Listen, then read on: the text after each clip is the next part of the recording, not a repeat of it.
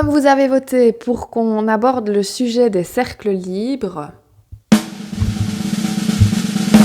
nous allons parler des cercles libres. Alors, première question. Comment ça se passe les cercles libres? Alors, les cercles libres, c'est 6 femmes qui se regroupent d'univers différents. Comment ça se passe? Quand est-ce que ça se passe? Pour qui? Pourquoi? Ici, au mois d'août, c'est un peu particulier, mais à partir du mois de septembre, ce sera 2 jeudis soirs par mois. C'est des femmes de tout horizon différent. Il n'y a pas d'âge, il n'y a pas de thème à poser pour les cercles libres.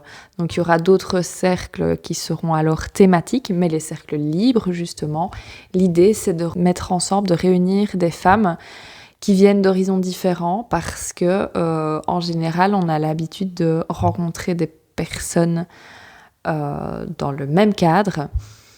Pour ma part, je me suis souvent dit que j'avais difficile de trouver des personnes qui résonnaient avec moi, qui avaient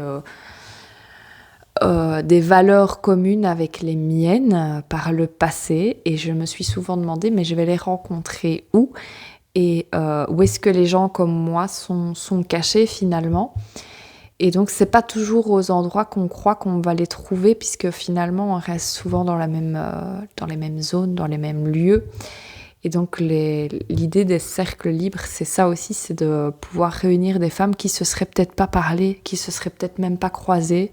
Et donc là, elles ont une opportunité de se croiser et donc d'échanger entre elles sur des sujets qu'elles-mêmes vont définir. Donc, tu poses des questions ou bien je raconte tout? À chaque début d'atelier, on va mettre dans un petit chapeau, les sujets qui nous pèsent en ce moment, ou même les réussites, ou même les questions. On va mettre ça dans un petit chapeau. Et donc, moi, en tant que maître de cérémonie, je vais piocher ce petit sujet. Anonymement ou non d'ailleurs, hein, c'est pas forcé d'être dévoilé qui a posé cette question ou quoi que ce soit, parce que voilà, je respecte la pudeur de chacun. C'est pour ça d'ailleurs qu'on sera 6, pas plus, pour créer aussi un petit groupe confortable. Et donc on peut apprendre comme ça des réponses des unes des autres, avoir la mienne, avoir celle des autres, et pouvoir trouver celle qui résonne en nous. Parce que pour ma part, ce qui m'a parfois fait le plus avancer, c'est peut-être juste parfois une petite phrase qui a été dite au bon moment. Et donc il y a des personnes qui m'ont fait avancer grandement dans ma vie, qui ne le savent même pas, qui n'avaient peut-être même pas l'intention de me faire avancer.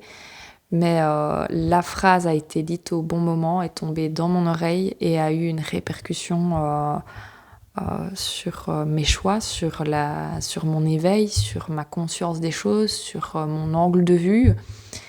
Et c'est ça que je souhaite qu'on vive ensemble. Est-ce que je montre le chapeau? Est-ce que je montre le chapeau? Est-ce qu'on veut voir le chapeau? Oui. Le chapeau. Chapeau.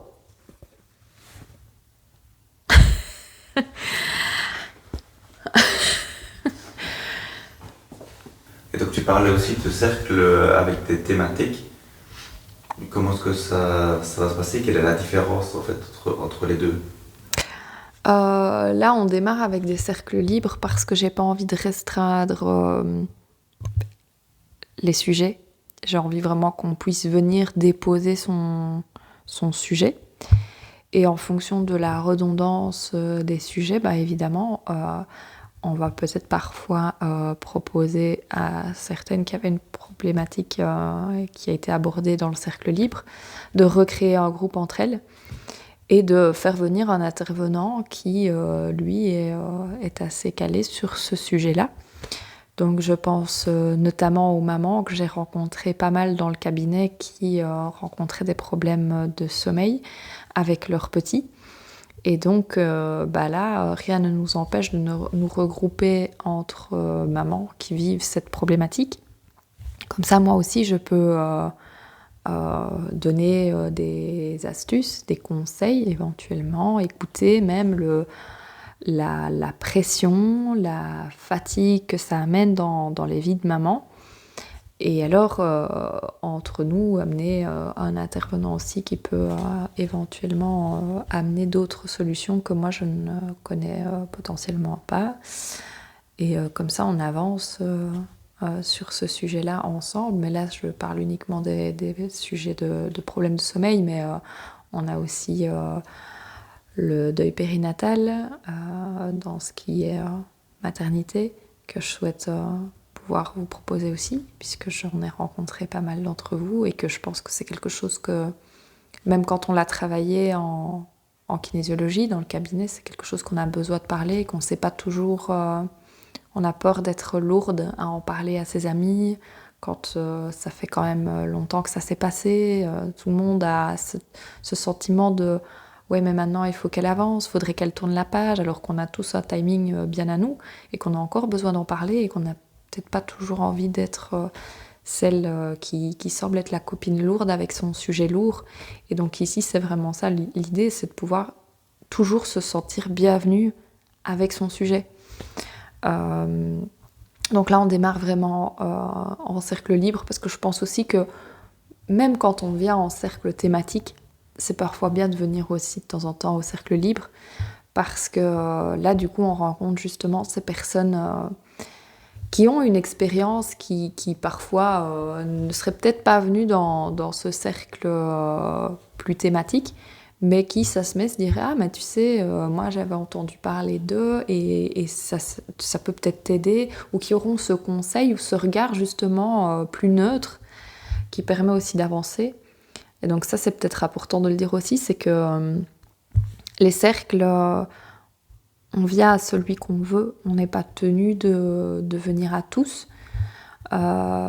C'est pour ça que je veux que ça reste un petit groupe quand même, parce que c'est vrai que parfois il se peut qu'on rencontre plusieurs nouvelles personnes, puisque ça va tourner. Et donc l'idée est vraiment de se sentir tiens, là j'ai besoin d'aller voir un petit groupe de personnes bienveillantes, un petit groupe de personnes qui seront d'accord d'être mes copines et mon soutien pendant 3 heures, avec un regard neutre.